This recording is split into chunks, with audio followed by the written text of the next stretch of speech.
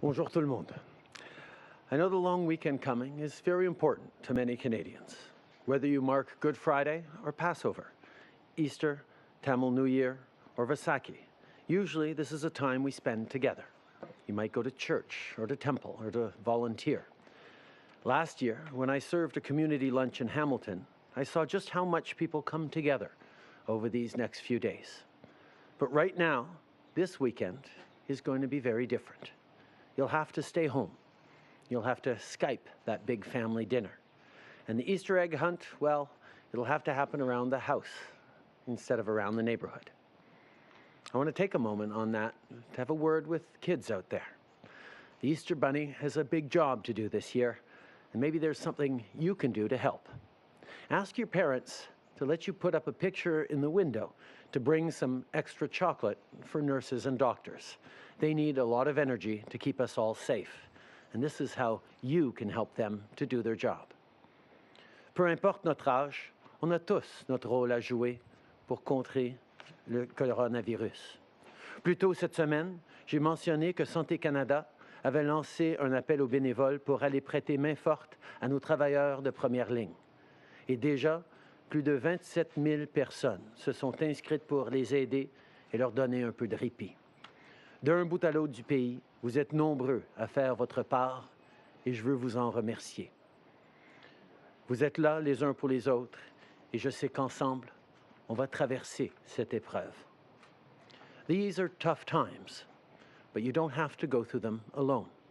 If you've lost your job and are having troubles making ends meet, you can apply for the Canada Emergency Response Benefit. Millions of people have already had their claim processed, and they're getting their $2,000 deposit. Remember, you can apply today or this weekend if you haven't done so yet by going to canada.ca or calling 1-800-959-2041. If you own a small business and are struggling to pay the bills or pay your staff, we launched the Canada Emergency Business Account yesterday. You can now get a $40,000 interest-free loan through your bank or credit union. And if you repay it within 2 years, 25%, up to $10,000 of that loan is forgivable. It'll only take a few days for you to receive the full amount in your account. That's money you can use for whatever you need, whether it's monthly expenses or paying employees. On that note, we're getting closer to implementing the wage subsidy, too. We're working with other parties to get this in place as quickly as possible. Tomorrow, we're bringing back the House of Commons to pass the largest economic measures Canada has seen since World War II. It's really important, despite a time of crisis, in fact, because of a time of crisis, that our institutions remain strong and our democratic principles continue. Therefore, this address to Canadians tomorrow will be a little later and from the floor of the House of Commons. And on that note, I'll be taking Sunday and Monday with Sophie and the kids, but I'll be back Tuesday with more updates on how we're helping you. If you just feel overwhelmed, we'll soon have more to say about how you can access resources that can help. If you're in crisis, reach out, lean on each other, and know that we will get through this together. All across the country, there are stories of people stepping up to do their part. To ensure that Canadians are safe and our frontline workers have the support they need, we're helping companies join in the effort. Look no further than Fluid Energy from Alberta. They will produce over 1 million liters of hand sanitizer each month, with shipments starting as early as next week.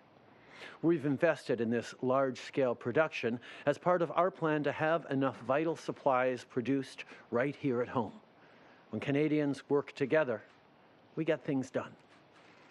Hier soir, je me suis entretenu encore une fois avec la vice-première ministre Freeland et les premiers ministres des provinces et des territoires. Dès le début, on a vu beaucoup de monde rejoindre les rangs de l'équipe Canada, dont les premiers ministres.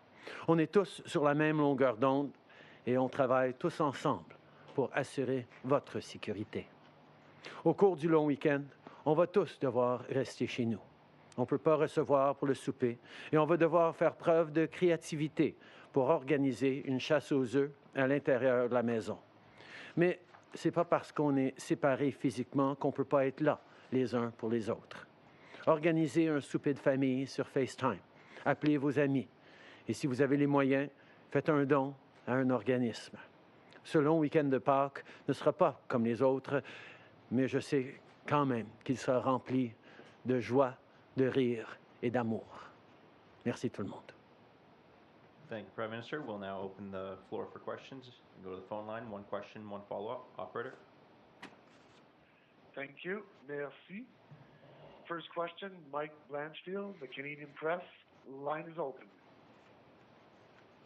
Good morning, Prime Minister. Happy Easter, and whatever else is on your plate. G20 energy ministers are meeting today, as you know, and I'm just wondering what Canada's plan is for playing its role with other countries in the G20 after what OPEC did to cut production and to try to boost oil prices. What's Canada going to be doing? Canada is part of the discussion, obviously, with the G20 energy ministers. Minister O'Regan is sharing our perspective and the challenges that we're going through in Canada from Newfoundland to Alberta and Saskatchewan. We're going to continue to work because we recognize that this is a global challenge for many, many different countries. And having a concerted approach is extremely important. We noted what the OPEC countries did yesterday, and I know that's going to be a subject of discussion at the G20 energy meetings conversation today. Okay. Nous faisons partie de cette conversation avec les ministres de l'énergie du G20. Hier, on a noté ce que les pays de l'OPEC ont pris comme décision et ces conversations continuent parce qu'on sait que le Canada est fortement affecté par cet enjeu de la production pétrolière. Follow-up. Prime Minister, so what do you see Canada doing? Do you see it cutting production along with these OPEC countries? If so, what effect would that have in Canada? As we know, Alberta has already curtailed production and has for some time now. We're going to continue to look to make sure that other countries are doing their part and that people understand that the most important thing through this is to ensure that families and workers across the country and indeed around the world are getting the support they need to get through this crisis safely. Next question, operator. Thank you. Merci. Prochaine question, Marie Vastel, Le Devoir. À vous. Oui, bonjour, M. Trudeau. J'aimerais revenir sur cet appel conférence que vous avez eu avec les provinces hier. Vous avez relancé les consultations sur la possibilité d'invoquer la loi sur les mesures d'urgence. On comprend que c'est pour redistribuer de l'équipement médical au pays, mais encore la semaine dernière, vous disiez que les provinces collaboraient bien pour se partager cet équipement-là et aussi que les provinces acceptaient de collaborer entre elles pour l'envoyer aux régions les plus durement touchées. Donc, doit-on comprendre que si vous relancez ces conversations-là, c'est parce que la collaboration entre les provinces commence à moins bien se passer et vous sentez le besoin d'intervenir? Non, je peux souligner que la collaboration continue et même s'améliore entre les provinces. On voit vraiment que c'est un moment historique où tous les premiers ministres des provinces et territoires sont alignés pour travailler ensemble. La loi sur les mesures d'urgence a des exigences assez intenses au niveau et assez formelles au niveau des consultations et on est en train de suivre au cas où on aurait besoin un jour d'amener la loi sur les mesures d'urgence. On n'en a pas besoin maintenant et on espère ne pas en avoir besoin. La façon que notre pays fonctionne, c'est que les provinces ont des mesures d'urgence qu'ils ont mis en place et si jamais ces mesures d'urgence n'étaient pas assez, le fédéral a aussi des mesures d'urgence qu'on peut venir ajouter, mais pour l'instant, c'est pas nécessaire et on espère tous que ça ne le sera pas. En suivi là-dessus, cette loi sur les mesures d'urgence-là, est-ce qu'elle pourrait permettre, toujours sur la question des problèmes d'approvisionnement d'équipement médical, est-ce que cette loi-là pourrait vous permettre de centraliser les achats d'équipement médical et du coup d'augmenter le pouvoir d'achat du Canada? et ultimement, donc, d'alléger nos problèmes d'approvisionnement? Le défi au niveau de l'approvisionnement, ce n'est pas nécessairement un défi au niveau du pouvoir d'achat ou les coûts. Les coûts augmentent. La réalité, c'est que les différentes provinces et même des différents centres hospitaliers ont eux-mêmes des connexions avec des producteurs à travers le monde et sont en train d'utiliser ces contacts, ces connexions pour essayer d'obtenir l'équipement dont ils ont besoin, en plus de tous les efforts que le pays et les provinces sont en train de faire. Alors, c'est pas une mauvaise chose que tout le monde soit en train de regarder ce qu'ils peuvent faire, tout en s'assurant qu'on soit en train de coordonner et de s'informer de ce qui fonctionne et de comment ça fonctionne. C'est un effort de coordination qu'on est en train de faire. Il y a énormément de collaboration et pour ça, on n'a pas besoin de prendre la loi sur les mesures d'urgence. Cette collaboration est très forte déjà. Thank you. Next question, operator. Thank you. Merci. Next question, Steve Shear, Reuters. Line is open. Hello, Prime Minister. Good morning. There's a story out today saying that the Bank of Canada Governor Polas was not asked to extend his mandate, and I was wondering. I know there's a selection process in progress, and that it's not over, but ultimately it is the government that decides. I'm just wondering if you think it makes sense for the current governor to stay on a bit longer to help underpin confidence during this crisis. Thank you. This is an extremely important question because we know the important role that the Bank of Canada has in leading on monetary policy that is an essential part of our handling of this economic crisis related to COVID-19. The government has many fiscal measures, but a strong Bank of Canada is essential in getting us through this as well. And Governor Polas, as always, has done an extraordinary job and continues to do an extraordinary job. The process is ongoing and decisions haven't been made as to what the next steps are. Nous reconnaissons à quel point c'est important pour la Banque du Canada d'avoir un rôle central quand il vient au Canada de répondre à ce défi économique posé par la COVID-19. Le gouverneur Polas est un homme extraordinaire qui a toujours été excellent dans son travail et démontre encore plus d'excellence pendant ces moments de réels défis. Par rapport à la succession, il n'y a pas de décisions qui ont été prises encore. Follow-up, Steve?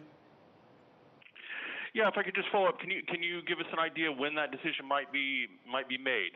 The discussions and reflections are ongoing.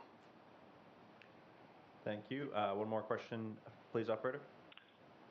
Thank you. Merci. Prochaine question, Catherine Lévesque, La Presse canadienne. À vous.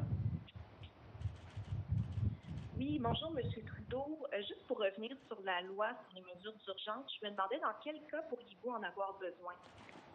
Il y a différents scénarios dont on a déjà discuté avec les différentes provinces, que ce soit au niveau de défis d'approvisionnement, que ce soit au niveau de restreindre encore plus le mouvement des Canadiens. Il y a différentes mesures qu'on pourrait théoriquement envisager, mais ce n'est pas des mesures qui sont présentement nécessaires et même de la façon que les provinces peuvent prendre leurs décisions et prendre les mesures dont ils ont besoin. Les outils que le gouvernement fédéral a présentement, comme la loi sur la quarantaine, veut dire qu'on espère ne pas avoir à utiliser la loi sur la mesure d'urgence et ce serait certainement notre préférence. I think there are a number of tools that the Emergencies Act provides for, much stronger controls on distribution of necessary medical supplies and equipment, for example, or further restrictions on travel or on Canadians' freedoms. But as I said, the way our country works is that provinces have Emergencies Act that they can bring in with very strong measures that they have all done. If at one point those measures are insufficient to do the things that are needed to do, and all the tools that the federal government has at its disposal are insufficient to bring forward measures that are deemed necessary, then and only then do we consider the Emergency Measures Act. But as I've said, it is our hope that we don't have to use it ever. We are seeing that the collaboration, the partnership among provinces and territories, and the way we're moving forward on this means that we might not ever have to use the Emergencies Act, and that would be our preference. Une suivi? Oui, donc ça fait presque un mois que votre gouvernement a débloqué son premier milliard pour faire face à la COVID-19. Je me demandais peut-être une petite question philosophique. Qu'est-ce que vous et vos ministres avez appris dans le dernier mois? Et est-ce qu'il y a déjà des leçons à tirer de toute cette crise? Ce qu'on a dû faire dans le dernier mois, ça a été de bouger extrêmement vite pour créer des nouvelles méthodes, des nouveaux programmes pour livrer de l'aide à énormément de Canadiens. C'est sûr que notre capacité de faire cela a été testée pendant ces derniers mois, ces dernières semaines, mais on a pu faire énormément pour que les Canadiens, cette semaine, reçoivent de l'aide. Mais on reconnaît aussi que chaque fois qu'on veut bouger rapidement pour aider le plus de gens possible, le plus rapidement possible, il y a toujours des éléments à améliorer par la suite sur lesquels on est en train de travailler. Mais je pense que ça démontre à quel point notre fonction publique est résiliente et peut livrer dans des situations extrêmement difficiles pour les Canadiens, et ça va nous donner plus de confort en allant de l'avant, de pouvoir amener des mesures qui seront appropriées, qui seraient peut-être nouvelles, mais on a pu démontrer qu'on peut réagir rapidement quand le besoin est là. I think one of the things we've learned over the past month is that when it needs to, government can move very quickly to help Canadians. We've seen the money from the CERB flow last week into Canadians' bank accounts across the country. That was a monumental task for our public service, for hardworking Canadians across the country who make sure that they are serving Canadians with the best that they have. And I think that lesson that when it's necessary, we can move very, very quickly and nimbly as a government is one that should inform reflections of a government going forward. Prime Minister, Rachel Haynes here from CTV National News. You've said a number of times that testing is an essential way to flatten the curve, and you spoke to Premier Doug Ford yesterday, who has also pushed for more testing in Ontario. But at the same time, we do know that there still remains a number of shortages when it comes to testing kits. How long will it be until every person who needs a test right now is able to get one? We are continually ramping up our testing. We started earlier than other countries in terms of intensifying our testing programs. Certain jurisdictions are doing extraordinarily well on testing, like Alberta and British Columbia. Quebec is coming a long way very quickly, and Ontario is addressing some of the challenges that they've faced over the coming days. We know there is more to do, but we can certainly know that the lead that we've taken on testing is part of why we are seeing a flatter curve than other places. We've done significantly more tests in total than the United States has, and they're 10 times the size of us. So we know that Canada's testing regime has been good, but absolutely can get better, and we're going to continue to develop more testing kits, faster testing, because we know that even as we get through this first wave of COVID-19, once we are able to get into those coming months where we will be on guard but not as shut down or paused as we are right now, testing rapidly and efficiently of as many people as possible will be a key part of that path forward. Okay. Nous avons fait énormément de progrès en matière de dépistage au cours des dernières semaines. On savait dès le début que de dépister le virus était essentiel comme stratégie pour restreindre la propagation de la COVID-19. À tous les jours, on améliore nos protocoles de dépistage. La Colombie-Britannique et l'Alberta font très, très bien en matière de dépistage. Le Québec s'est beaucoup amélioré au cours des dernières semaines. Et l'Ontario est en train d'adresser des enjeux réels qu'ils ont eus avec leur programme de dépistage. On sait qu'il y a plus à faire et on va continuer à en faire parce que ça va être un élément essentiel de comment on va pouvoir passer l'année à venir sans avoir les restrictions qu'on a actuellement, mais en ayant la capacité de limiter d'autres propagations du virus. On a testé beaucoup plus déjà qu'aux États-Unis. Ils ont 10 fois la grandeur de notre population, mais on sait qu'il faut encore faire plus et on va continuer de le faire. And over the past few weeks, you've made a number of announcements about Canadian companies and retooling facilities in order to ramp up domestic production. And you just said in one of your previous answers that the government can move quickly when it needs to. But there are still a number of Canadian companies who say that they can supply this medical equipment, but they're either getting caught in red tape or haven't heard back from provincial or the federal government. So how long will it be until these domestic supplies make it to the front lines and into hospitals? We've had thousands and thousands of Canadian companies step up and offer to be part of supply chains for essential services, for essential equipment and medications. We are working with all of them as quickly as possible. There have had to be choices as to who we could move quickest with, who was furthest along, but we will continue to work with all companies who put up their hands to be helpful, to figure out ways they can best help. This is something in which all Canadians can pull together and are pulling together, and we will continue to do that. Hi, Prime Minister. Crystal Oak with Global News. Is the federal government considering any measures, such as regulation or federal oversight, to ensure long-term care facilities are protected from this or future pandemics? There have been a number of reflections and discussions on this. We've seen that British Columbia has taken strong steps to ensure the safety of long-term care workers and residents. Obviously, this is a point of vulnerability, as we've seen throughout the country in terms of the impact of COVID-19. We're continuing to work with health professionals and medical experts to make sure we're doing everything we can to protect our seniors. Nous reconnaissons que les résidences pour personnes âgées et des centres de soins plus long terme sont des vulnérabilités pour la propagation de la COVID-19, particulièrement des vulnérabilités pour nos aînés et ceux qui travaillent avec eux.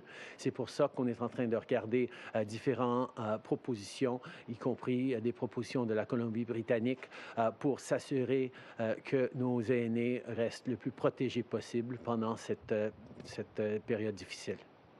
And an increasing number of healthcare workers are contracting the virus. Is that a concern for the federal government, and what is being done to help protect them? Of course, we are tremendously worried whenever a healthcare professional contracts the virus. That is why providing adequate and significant amounts of personal protective equipment, making sure that protocols are being followed, helping provinces adjust their medical systems in ways that protect our healthcare workers is absolutely essential. We need our healthcare workers not just to stay healthy for their own benefits or the benefits of their families, but we need them to be able to stay healthy for the benefit of our entire community. But we also need them to know that we have their back as they don their protective gear, as they go into battle against this virus for the rest of us. We need to make sure they're getting all the support they need because they are the ones that are going to save Canadians. Okay. Nous reconnaissons à quel point c'est essentiel de donner tout l'appui, toute l'aide et tout l'équipement nécessaire à nos travailleurs dans notre système de santé. C'est pour ça que nous travaillons tellement fort pour avoir l'équipement dont ils ont besoin, pour coordonner nos approches avec les provinces, pour travailler avec les provinces et territoires dans les façons qu'ils veulent protéger leurs travailleurs du système de santé. Nous reconnaissons qu'ils doivent être protégés non seulement pour eux, pour leur famille, pour pouvoir mieux nous protéger, mais ils doivent savoir qu'on est là pour eux. C'est eux qui vont faire la lutte contre la COVID-19. C'est eux qui se mettent le plus à risque pour nous garder en sécurité, on doit être là pour eux, on doit reconnaître ce qu'ils font et s'assurer qu'ils peuvent continuer à faire ce travail extraordinaire qu'ils font pour nous. Good morning, Prime Minister. Salima Shivji, CBC News. A briefing note prepared for your Minister of Health on March 10th actually said that the risk of the spread of the virus within Canada remains low at this time. How do you explain the misinterpretation of the threat of the pandemic at such a late stage? I think we saw that within days we'd begun to take very serious measures to restrict travel, to encourage social distancing. We moved very quickly and earlier than some countries on countering the potential spread of the virus. At those days, the numbers of Canadians infected were still low, but we saw the potential that we are in right now, and we started to act early. And that's why the measures that we're taking right now, the significant measures that we're in right now, are keeping us, we are hopeful, on the best possible curve to get through this in the coming months. Nous avons reconnu que ça commençait à devenir de plus en plus grave et le potentiel était là pour plus d'impact à travers le pays. C'est pour ça que nous avions agi rapidement pour limiter les déplacements, pour encourager les gens d'engager dans la distanciation sociale. Nous savons qu'on a pris des mesures importantes qui ont assuré que l'impact au Canada a été moindre et plus lent que dans d'autres pays auxquels on peut se comparer. Nous allons continuer de prendre les mesures nécessaires pour qu'on ait le moins d'impact et le plus court impact par rapport à ce moment de distanciation extrême.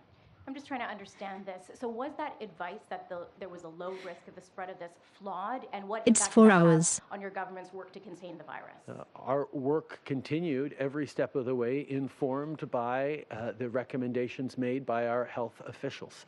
We wanted to both make sure that there were no panics on Canadians, while at the same time getting people to take more and more significant measures, because we knew that the behavior of Canadians was the strongest way of doing what we've been able to do so far, which is slow the spread of the virus, delay it beyond where it's been in other countries, and give us the best possible chance of getting through it.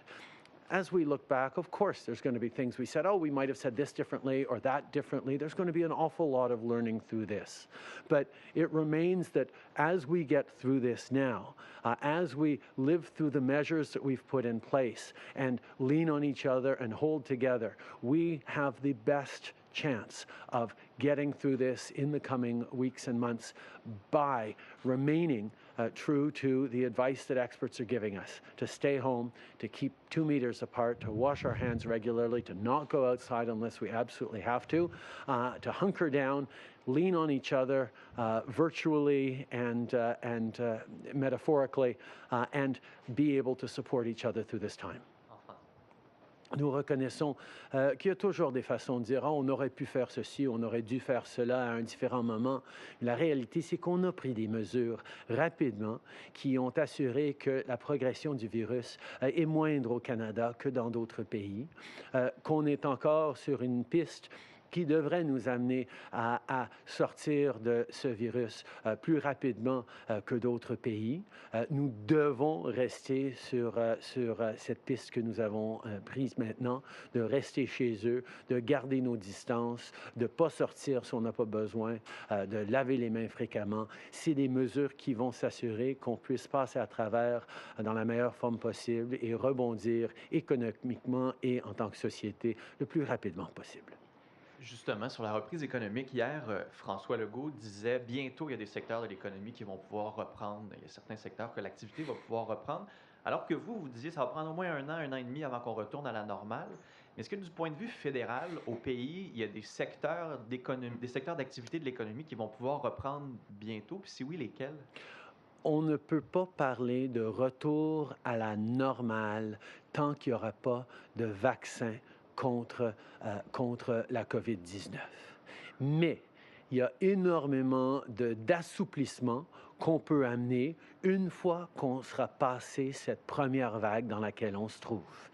Dans nos modèles, on voit que cet assouplissement pourrait peut-être commencer cet été, mais même pendant l'automne, on aura à vivre avec certaines mesures pour nous garder en sécurité, pour minimiser le risque d'une résurgence de la COVID-19, ce qui veut dire qu'on ne reviendra pas à la normale de ce qu'on avait avant la COVID-19, avant d'avoir un virus, d'avoir un vaccin contre le virus. Mais effectivement, il y a différents secteurs de l'économie, il y a différentes activités économiques qu'on va pouvoir reprendre une fois qu'on a fini avec cette première vague. Et on est en train de discuter avec les provinces, avec les différentes industries, avec les experts de la santé et nos experts scientifiques pour pouvoir déterminer quelles seront les meilleures places d'assouplir, comment on va s'en sortir graduellement. Et à ce niveau-là, je suis tout à fait d'accord avec M. Legault qu'on devrait pouvoir le faire dans les semaines ou les mois à venir, mais il faut aussi réfléchir très attentivement et en coordination sur comment on va le faire. Ça peut être un peu décourageant hier de vous entendre dire que ça prend un an et demi avant d'avoir un vaccin contre le virus pour que ça revienne à la normale. Mais est-ce que vous pourriez être un peu plus concret pour les gens? Quand vous parlez des secteurs qui pourraient reprendre, on parle de quel genre de secteur? Quand vous parlez de mesures qui vont être encore en place pour au moins un an et demi, de quoi on parle concrètement, là, juste pour que les gens, durant la fin de semaine, soient capables de comprendre ce à quoi s'attendre pendant les prochains mois? On est dans la première phase du virus maintenant. On est dans une propagation à travers notre société, concentrée dans certaines régions, mais on est tous vulnérables à la COVID-19 à ce moment-ci. On est donc en train de prendre des mesures pour rester chez nous, pour ne pas aller au travail si on peut, ne pas y aller, ne pas sortir dehors si on n'en a pas absolument besoin. Les gens savent très bien la situation dans laquelle on se trouve, de pause de notre économie, de pause de notre vie normale en tant que Canadiens. Il va falloir qu'on continue à faire cela jusqu'à ce qu'on passe à travers cette première vague de la COVID-19 qui devrait être la plus grave. Quand on aura passé cette première vague, on va être dans un moment où on pourra assouplir certaines règles. Plus de gens pourront peut-être aller au travail. Les écoles vont peut-être commencer à reprendre. L'activité économique pourrait reprendre, mais ça va être fait de façon à maximiser nos précautions et minimiser le risque d'autres propagations de la COVID-19. À ce moment-là, on aura développé beaucoup de meilleurs protocoles sur le dépistage, par exemple. On va avoir les capacités techniques et technologiques de mieux suivre les contacts de ceux qui auraient pu être infectés. Et on va, à ce niveau-là, être beaucoup meilleur à limiter d'autres pics au niveau de la propagation de la COVID-19. Ce ne sera pas la normale comme on l'a connue, mais ça va être... on va être capable de faire beaucoup des choses qu'on ne peut pas faire maintenant et qu'on aimerait bien faire. Mais il va y avoir une vigilance continue jusqu'à ce qu'on ait un vaccin qui sera distribué à tout le monde. Et ça, on ne sait pas. Ça pourrait prendre 6 mois, ça pourrait prendre 1 an et demi. On ne sait pas combien de temps ça va prendre, mais nos chercheurs sont en train de travailler là-dessus le plus fort possible.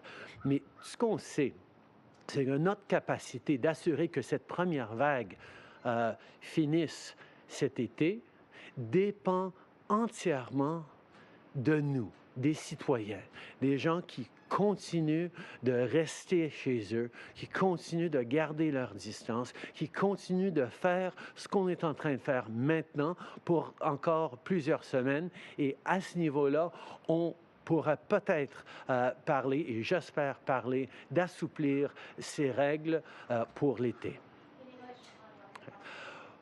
What we are in right now is the first phase of the spread of the virus. This is the phase that runs to a certain extent unchecked or difficultly checked through our society, through our communities. We're seeing new cases pop up here and there. We're seeing people struggle to handle it and to keep these measures from overwhelming our healthcare system. If we do things right, this will be the first and worst phase that we go through as a country in terms of COVID-19. If we keep these measures, these strong measures in place of staying home, of not going outside unless we absolutely have to, on keeping 2 meters apart, in being strong about social distancing. These are the things that will ensure that we will get through this first wave of the virus as quickly as possible with minimal loss of life as well.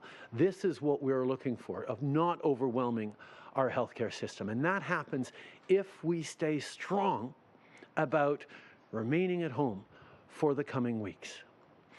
According to the models we've put forward, it is possible that we will be able to be out of that wave this summer.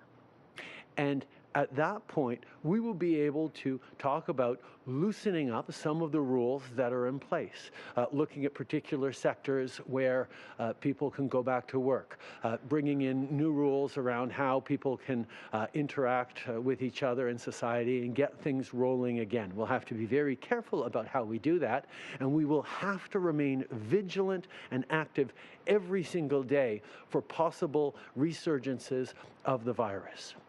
At that point, however, we will have developed much better testing protocols because every single day we're improving them. We will develop new technologies for contact tracing, and we will all become much better at reacting when a possible resurgence happens. So as we look at possible resurgences over the coming months, we will be better adjusted and adapted as a society to minimize them and therefore minimize the disruption to everyday life, to our economic activity. That is the ideal scenario. But it only happens if we continue to stay strong for the coming weeks and stay, inside, keep those 2 meters apart, and be very careful about not allowing COVID-19 to spread further. That phase of vigilance, of easing off to a certain extent, but still being careful, will continue until such a time as we have a vaccine for the virus. Researchers across Canada and around the world are working hard on this. It could take as little as 6 months. More likely it'll take a year or a year and a half, maybe even longer, but I know the best minds are working on that. So we will, once we're through this first phase, be able to get back to something that is more normal, but we will not get back to the normal that we had before, at least until we have developed a vaccine for the virus. That is the reality, but the fundamental bottom line that people can reflect on this weekend is if we stay strong in our social distancing measures now and for the coming weeks, we can see how things can start getting back to normal in the coming months, and we will be able to get through this because that's what Canadians do. We lean on each other, we support each other, and we figure out how to get through the big challenges that life throws at us. Merci beaucoup tout le monde. Have a wonderful Easter.